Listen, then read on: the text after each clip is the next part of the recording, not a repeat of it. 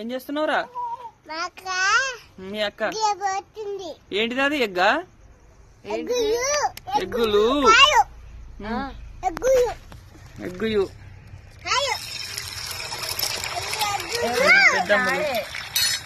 Hi చెప్పు. మా చిన్నమ్ములు ఇవి. అవునారా? ఆమెకేయొద్దా? అక్కకేయొద్దా?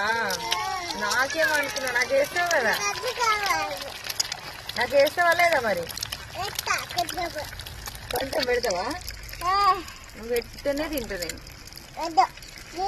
నేను నీకు పెట్టనా? నువ్వు నాకు పెడతావా? నువ్వే నాకు పెడతావా?